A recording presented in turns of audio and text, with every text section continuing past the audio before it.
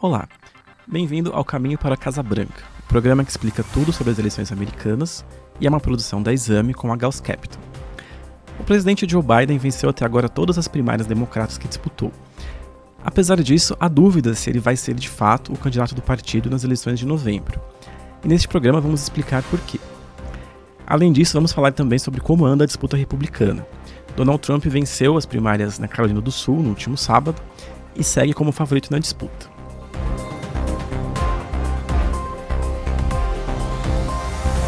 Eu sou Rafael Balago, repórter de Mundo da Exame, e para debater as eleições americanas, tenho aqui comigo Maurício Moura, sócio do Fundo Zafra da Gauss Capital e professor da Universidade George Washington. Bem-vindo, Maurício. Tudo bem? Boa tarde, Boa boa tarde. noite, bom dia. Sim. Primeiramente, vamos olhar aí como é que foram os resultados, né, dessa votação do sábado. Pedi para a produção colocar aqui para a gente na tela. O Trump venceu com 59,8% dos votos, levou aí 47 delegados mais para a convenção nacional. E a Nikki Haley, sua única competidora hoje do lado do republicano, teve 39,5% dos votos e conquistou mais 3 delegados. Aí passando a próxima tela agora. Com isso, o Trump já chega a 110 delegados, né? Temos aí 2.429 ao todo em disputa. O Trump precisaria aí de mais ou menos 1.200 para cravar a nomeação.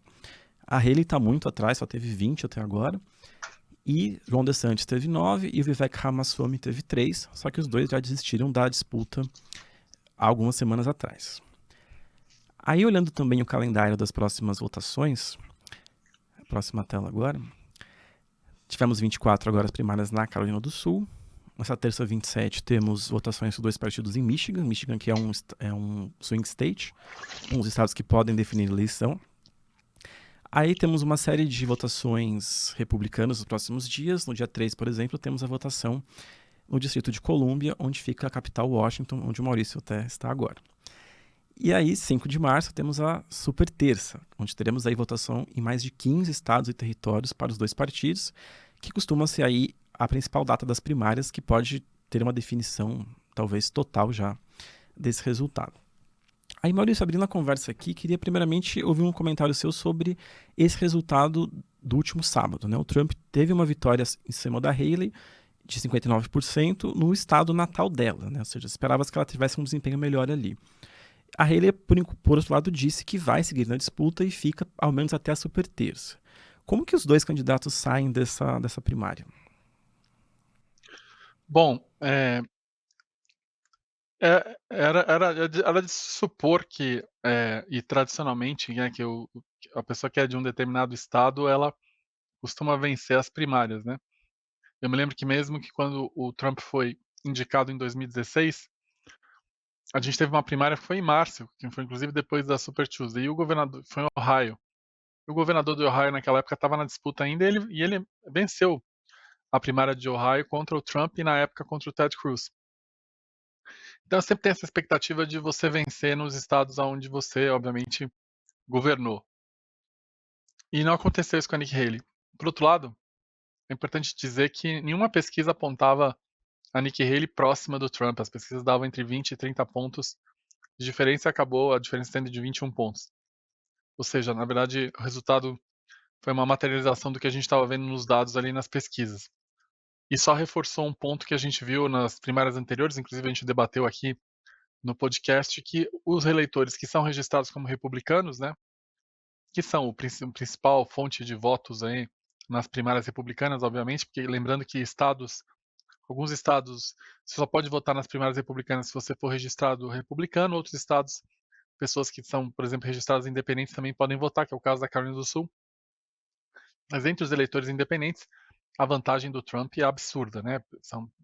A mesma estatística que aconteceu em New Hampshire aconteceu na Carolina do Norte. Cada 4 eleitores republicanos, 3 votaram no Trump. Ou seja, o Trump é a escolha dos eleitores republicanos, o que fica inviável matematicamente que a Nikki Haley tem um caminho para a nomeação, porque a maioria dos republicanos tem uma preferência clara.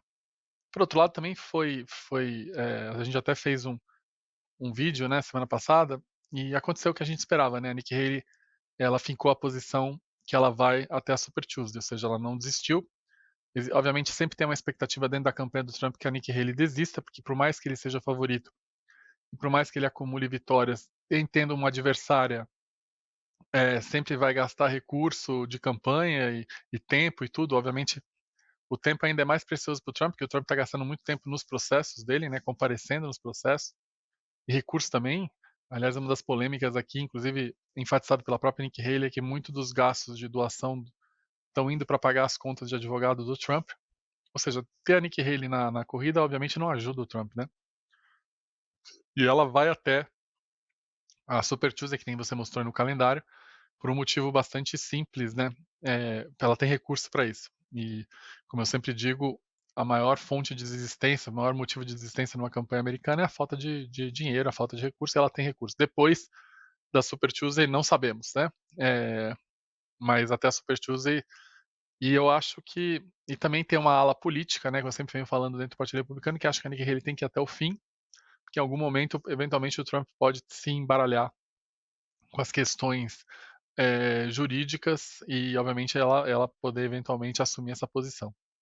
Eu só queria lembrar que, mesmo com essa vitória substantiva do Trump, é importante dizer que ele está indo muito mal entre os eleitores independentes. Os eleitores independentes, inclusive, garantiram praticamente 40% dos votos na Carolina do Sul, o que é um ponto é um alerta vermelho para a eleição geral enorme, porque, como eu sempre repito também, não se ganha eleição sem eleitor independente.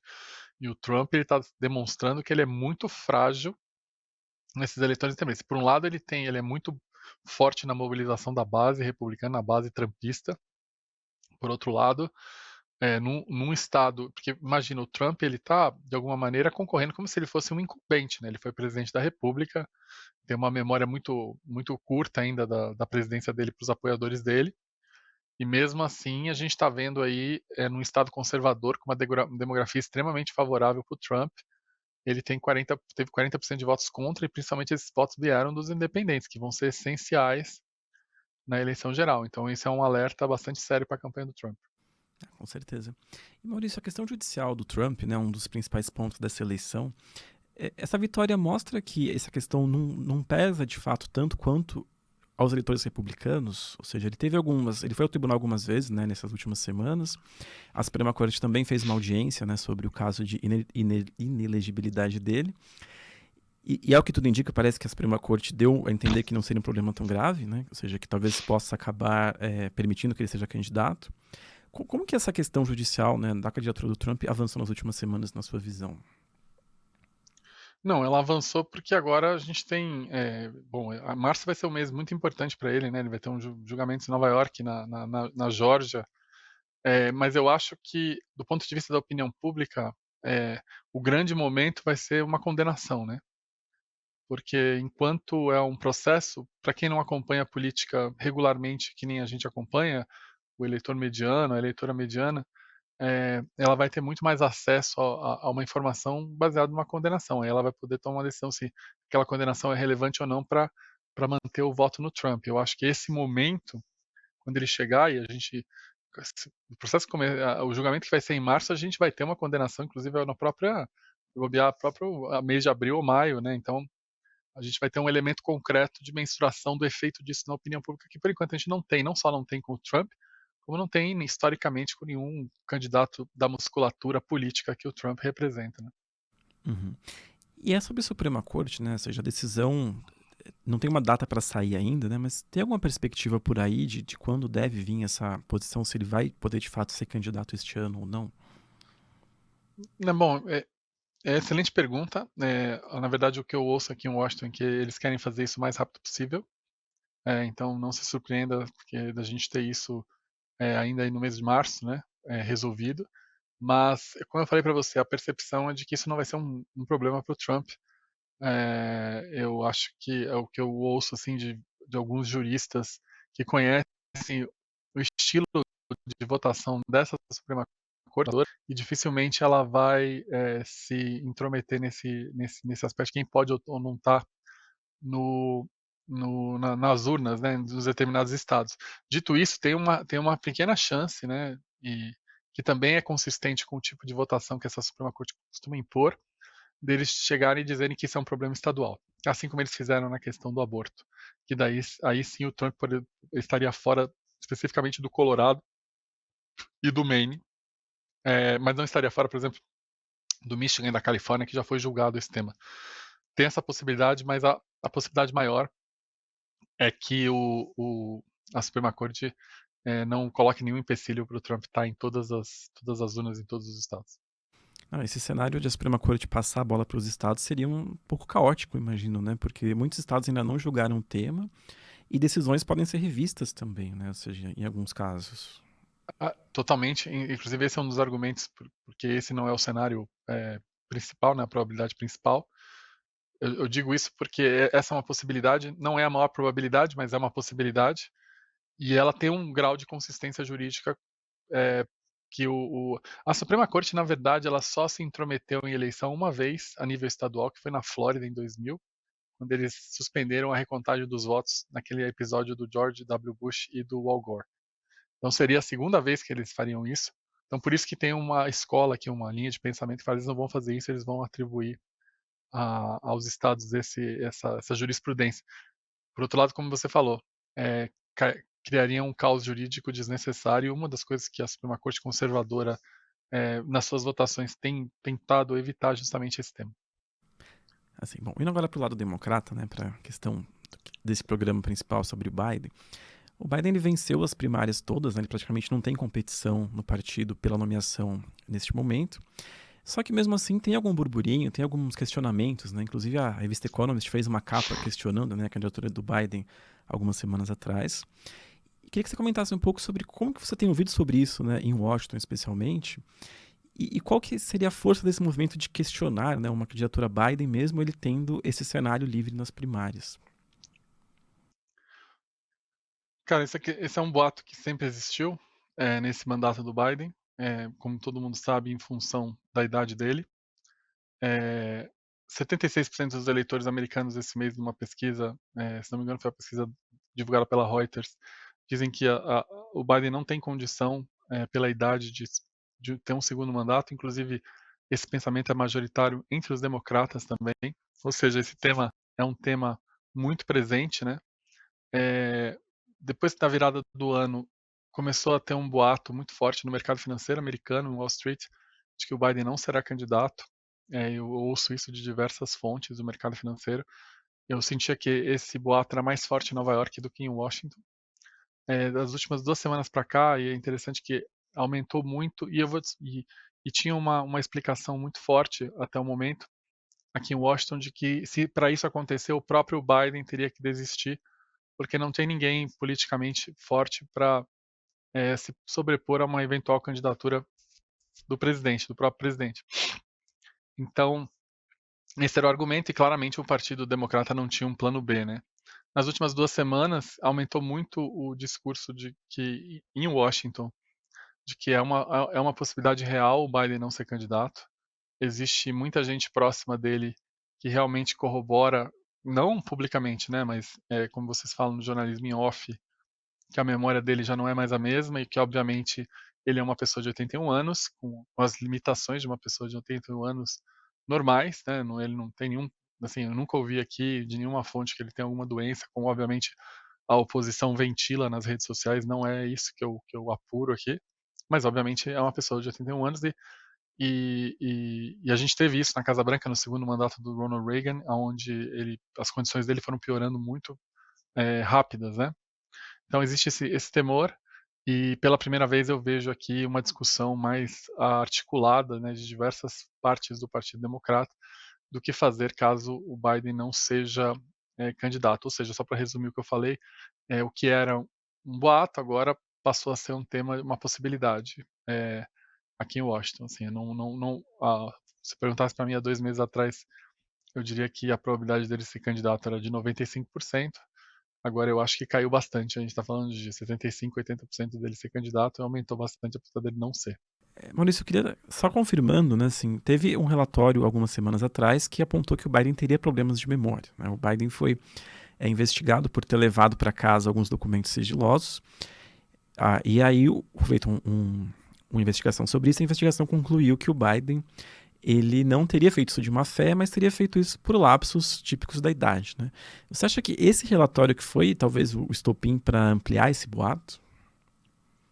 Não, sem dúvida, né? O que era para ser uma semana positiva, né? Porque o fato dele não ser investigado nesse tema deveria ser uma agenda positiva para a campanha, acabou se tornando muito negativo justamente por essa menção do procurador sobre a memória dele. Apesar que é importante mencionar, e ele foi muito criticado por isso, que procurador não faz parte do papel do procurador fazer avaliação sobre a memória do potencial investigado. Ele tem que fazer a menção sobre o mérito. E não tinha mérito, né? E ele fez comentários que não são usuais. Os procuradores não comentam sobre capacidade intelectual ou mental dos potenciais investigados. Então, a crítica aqui é que ele passou do papel dele, obviamente que ele sabia das implicações políticas de fazer uma frase dessa. Mas foi muito ruim e você tem toda a razão. A partir desse momento começou a se discutir realmente alternativas a um potencial desistência aí do presidente. Assim, e supondo, né, uma desistência, a gente já falou aqui em outros episódios como é que funcionaria essa questão burocrática, né? Porque por mais que a gente tenha as primárias, os delegados do partido eles podem escolher um outro candidato até a data, né? Então, assim, supondo que o Biden, né, desistisse agora ou mais para frente, como que ficaria essa questão, né? Os delegados democratas poderiam escolher um novo nome de forma praticamente independente ou teria que se recomeçar algum processo de votação de primárias, etc? Nossa, cara, isso é um imbróglio federal. Se desistir hoje, tem um problema porque as inscrições para você estar presente nas votações das primárias, a maioria já foram. Que a principal deadline nos estados para você se inscrever como candidato foi no dia 5 de janeiro. Claro que tem estados que você ainda dá tempo de escrever. Então, se o Biden desistisse hoje, algum outro candidato poderia se inscrever em várias primárias e eventualmente chegar na convenção já com os votos, né, estabelecidos, né. Se o Biden desistir depois que as primárias tiverem se encerrado, aí literalmente a convenção vai ter o poder de decidir o candidato, né? E lembrando, uma coisa muito importante para dizer, na convenção democrata, é diferente da convenção republicana, os delegados não escolhem o ticket, eles escolhem o presidente e o vice ou a vice, separado. Então, vou dar um exemplo prático. A primária decide o commitment dos delegados em relação ao topo do ticket. Não, então a gente pode ser que a gente tenha uma desistência do Biden entre o fim das primárias e a convenção, não dá nem espaço para que a vice-presidente assuma o ticket, porque não existe esse compromisso dos delegados. Aí suponha que o Biden aceite a convenção, o ticket e ele desista depois da convenção, né? É possível, se ele desistir depois da convenção, o nome dele estará na maioria dos belos da maioria dos estados, né? E é um imbróglio bastante grande, que mesmo que eles tenham, que a Câmara assuma a candidatura, você vai ter que votar no Biden, né? Então esse é um problema sério. E talvez a parte mais fácil é se ele desistir depois que ele foi eleito, né? Entre o resultado da eleição e a certificação eleito do colégio eleitoral, que era para ser no dia 2 de janeiro de 2021, era o dia da certificação. Aí é bastante simples, que daí assume o vice-presidente ou a vice, né? Então fica os Estados Unidos não teria a discussão que a gente teve quando o Tancredo morreu e não sabia se o Sarney poderia tomar posse ou não. Aqui, se tiver algum problema com o topo da chapa eleito, o vice naturalmente assume. Qualquer cenário desse, cara, é um imbróglio, né? A gente, só para lembrar que o presidente que desistiu mais longe ou mais próximo da eleição geral foi o Lyndon Johnson em 68, no final de março de 68. Mas é importante dizer que na época outros candidatos já estavam inscritos nas primárias, né? A gente tinha, inclusive, com maior destaque o Bob Kennedy, que era o irmão do presidente Kennedy, que estava disputando as primárias com um senador por Minnesota e junto com o próprio Lyndon Johnson, só que o Lyndon Johnson saiu, entrou o vice-presidente e aí teve o assassinato do Bob Kennedy. Enfim, foi um imbróglio 68, inclusive por coincidência, a convenção democrata esse ano é em Chicago, e a convenção democrata 68, que foi uma convenção que mudou a história da política americana, também aconteceu em Chicago. Nossa, uma coincidência mesmo. Porque vai ser em julho a convenção, né? Só lembrando. E depois disso até mudaram as regras, né? Todas as primárias a partir de 72. O sistema atual praticamente começou, né, nessa data, pelo que eu lembro, né? Porque um dos motivos da revolta na Convenção de Chicago, é importante lembrar, é que eles desconsideraram todos os resultados de primárias e indicaram o vice-presidente como candidato do Partido Democrata, né? E a partir daquilo, então, se convencionou, né, de que o candidato deveria sair da vontade das urnas, né, nas primárias, e não de uma decisão colegiada e restrita da convenção, né?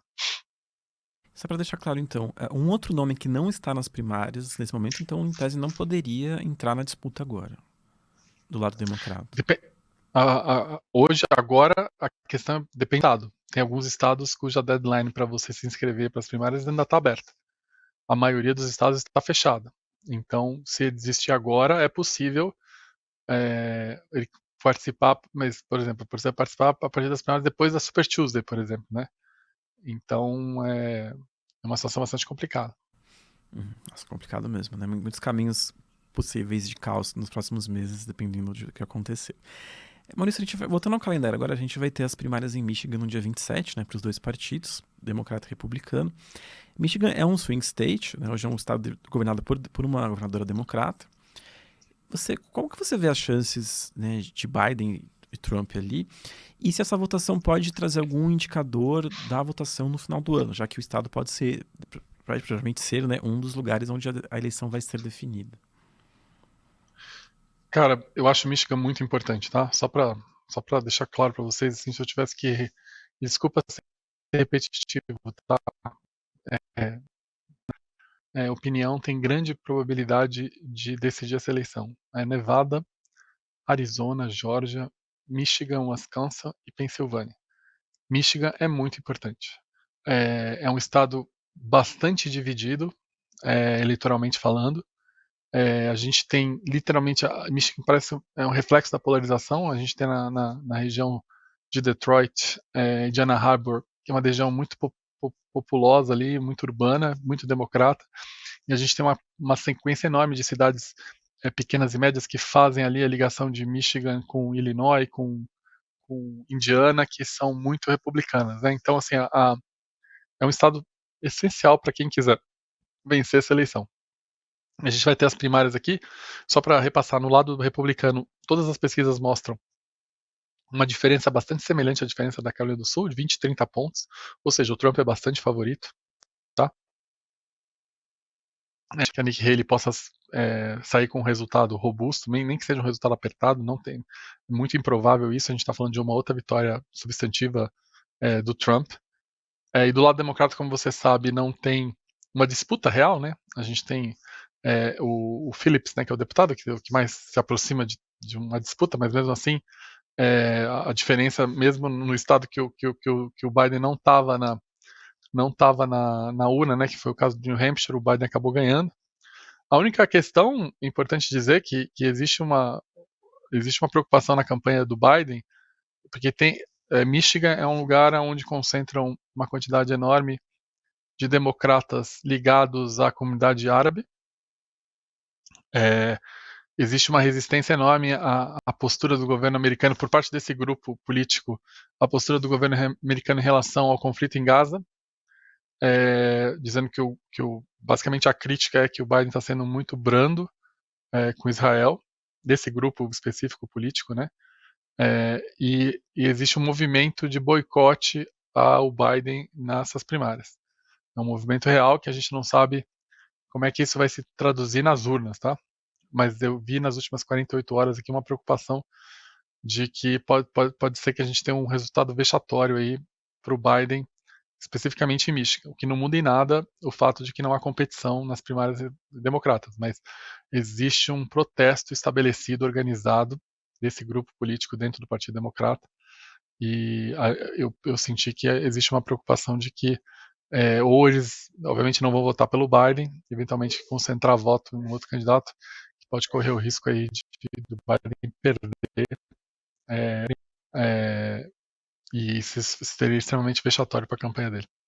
Assim, uma vez eu até fui em Dearborn, né, que é ali no subúrbio de Detroit, e na época era a cidade que tinha a maior proporção de população árabe do país, né? Eles iam eleger o primeiro prefeito de origem árabe, né, isso em 2022, 2021, 22, e então realmente a comunidade árabe é muito forte ali, e essa revolta, né, contra o Biden nesse ponto realmente pode pesar bastante. E aí daqui a uma semana, mais ou menos, né, a gente já tem a Super Tuesday, ou Super Terça, e aí essa pode ser o ponto final das primárias ali, de fato, né? Ou seja, a gente já ter os dois candidatos definidos depois dessa data, onde já que teremos, né, mais de 15 estados e territórios de cada partido votando. E olhando o calendário agora que apareceu na tela, a gente tem também votações ao longo de março, né? De 12, 19 e 23. Às terças-feiras, a gente tem aí praticamente mais de 20 estados votando em março. Então, assim, dá para imaginar que a gente já vai ter uma definição das chapas dos partidos agora nesse mês de março, especialmente depois do dia 5? Do ponto de vista eleitoral, matemático, eu diria para você que praticamente sim, né? Eu acho que tanto do lado do republicano quanto do democrata, eu acho que o Biden e o Trump, eles assim, vão consolidar matematicamente essa vitória. Agora, do ponto de vista político, é mais complexo, né? Porque de um lado você tem essa questão de saúde do Biden, que obviamente, e depois, se você quiser, a gente pode falar dos eventuais nomes aí que estão se colocando. E do lado do Trump, ninguém sabe mensurar e dimensionar as questões dos processos dele, né? O que vai, no caso do republicano, tem uma variável adicional, que é o fato de a Nikki Haley vai ter recurso, vai ter bagagem e sustentação financeira para continuar. Cara, essa é uma grande pergunta, porque se ela não tiver, é muito difícil manter uma candidatura sem recurso, é praticamente impossível. Então, acho que a grande pergunta não vai ser na financeira, principalmente do lado republicano. Do lado democrata, a grande pergunta é: será que ele vai ou não vai, né? Uhum. E do lado democrata, né, tem essa questão de nomes que poderiam se colocar, né? Você teria alguns nomes que estão se circulando aí por Washington que poderiam assumir essa candidatura? Sim, com certeza. Vamos um a um aqui. E primeiro, o homem óbvio é a Kamala Harris, né, que é a atual vice-presidente, né? Que seria natural que o vice-presidente assumisse isso, lembrando até o caso do Lyndon Johnson, que o vice-presidente assumiu, e o vice-presidente ser candidato a presidente não é uma coisa fora do comum nos Estados Unidos. A gente tem vários exemplos, né? O próprio Nixon, quando perdeu a primeira eleição para o Kennedy, ele era vice-presidente. O Gore também, quando perdeu pro George W. Bush, era vice-presidente. O próprio pai do George H. Bush ganhou uma eleição em 88 sendo vice-presidente do Ronald Reagan. O Biden foi vice-presidente do Obama. Então, assim, o vice-presidente é o caminho natural. O problema da Kamala é que ela consegue ser mais impopular do que o Biden, né? E esse é um grande problema. Inclusive, tem uma ala do partido democrata que articula de substituir a Kamala Harris. Isso já aconteceu de um mandato para o outro, mas não é uma coisa usual. Geralmente eles mantêm o vice-presidente. Outro nome que aparece é o secretário de transporte do Biden, o Pete Buttigieg, que foi candidato em 2020, né, nas primárias democratas. Ele foi prefeito de South Bend, e hoje é secretário de transporte, e ele é um cara que se coloca a nível nacional, né, e ele foi o principal articulador da lei que eles criaram para incentivar a infraestrutura nos Estados Unidos, né, inclusive foi uma lei que teve apoio de ambos os lados, né, tanto republicano quanto democrata. Então ele é um nome que está sempre presente a nível nacional. Sempre do lado mais liberal, quando eu falo liberal, ele sempre é ventilado o nome da Elizabeth Warren, lembrando que esse campo liberal, progressista mais estridente do Partido Democrata é o campo que votava no Bernie Sanders, mas hoje o nome mais latente, assim, porque o Bernie Sanders não vai ser mais candidato, é o da Elizabeth Warren, que é a senadora por Massachusetts, que também foi candidata nas primárias democratas de 2020. Tem o governador da Carolina do Norte, o Roy Cooper, que ele é vice-presidente da Associação de Governadores Democratas. Ele também se coloca como um nome nacional. já verbalizou, assim, vocalizou pretensões presidenciais, né? Tem um cara chamado Mitch Lodro, que foi prefeito de New Orleans, que também faz parte aí desse grupo aí da área de infraestrutura do governo Biden. Falando do governo Biden, tem uma mulher que ela se coloca muito, que é a Gina Raymond, que ela é de Rhode Island. Ela é considerada da ala moderada do Partido Democrata, tem uma projeção nacional, é claramente uma candidata, né? E ela é secretária de Comércio do Biden. Tem a governadora do Michigan, que é um grande nome, na minha opinião, porque ela é de um estado altamente polarizado e ela foi reeleita governadora, né? A Gretchen Whitmer, que eu acho que tem grande potencial, foi considerada como potencial vice-candidata a presidente pelo Biden em 2020. Tem outro governador que se coloca também, é o governador de New Jersey, do Partido Democrata, o Phil Murphy, que foi o governador que sucedeu o Chris Christie, que é um republicano. Também se coloca a nível nacional. Tem o governador da Califórnia também, que é outro candidatíssimo a presidente. Inclusive, o governador da Califórnia promoveu até um debate com o Ron DeSantis, que é o governador da Flórida, especificamente. Tem o governador de Illinois, o J.B. Pritzker, é um bilionário, é um tipo self-made man. Illinois é um estado mais democrata, mas ele tem um perfil ali do meio oeste, um perfil que dialoga bem com os eleitores da Pensilvânia, do Michigan, do Wisconsin. É um nome muito forte. E por último, tem um nome nacional, que é a Stacey Abrams, que ela já concorreu 2 vezes para governadora da Geórgia, num estado extremamente difícil para os democratas. E eu acredito que se o Biden desistir, muito provavelmente um dos nomes que a gente conversou aqui vai ser o candidato democrata. Nossa, é um campo muito amplo, né? Assim, até pensando que isso seria como se fosse uma primária normal, assim. Eu lembro que em 2020 a gente começou as primárias com 10, 15 nomes, né? Depois foi se afunilando até chegar no Biden. E nesse ano a gente tem muitos poucos nomes na disputa, né? Mas ao mesmo tempo tem essas opções todas que se fortaleceram nos últimos anos e poderiam de fato ser candidaturas competitivas, né? Mas assim, como a gente já falou aqui antes também, isso não aconteceu porque o cargo de presidente já meio que garante uma nomeação automática, né? É muito difícil conseguir recursos de campanha, conseguir tempo de mídia, de atenção para competir com o presidente, né?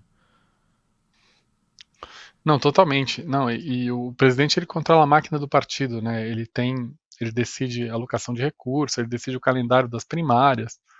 É muito difícil concorrer quando se controla a máquina, né? Então, tanto é que a gente, como eu sempre falo para vocês aqui, o Partido Democrata ele não teve real disputa com um presidente sentado na cadeira desde 1980, quando o Jimmy Carter disputou com o Ted Kennedy, né? E lembrando que o Ted Kennedy é uma figura bastante única, a família Kennedy no Partido Democrata é uma coisa bastante única, né? E a presidência do Jimmy Carter também foi uma coisa bastante única, porque ele era um cara totalmente outsider dentro do Partido Democrata, do sul dos Estados Unidos, né? Da Geórgia, que acabou sendo eleito presidente depois de uma crise, né? Logo depois da crise do Watergate. Então, assim, era um contexto muito único, assim. Fora isso, nunca um presidente em exercício, aí a gente teve depois o Clinton, o Obama, mesmo o Lyndon Johnson lá em 64, não teve disputa, né? Sim, presidente sentado na cadeira tem, obviamente, a preferência.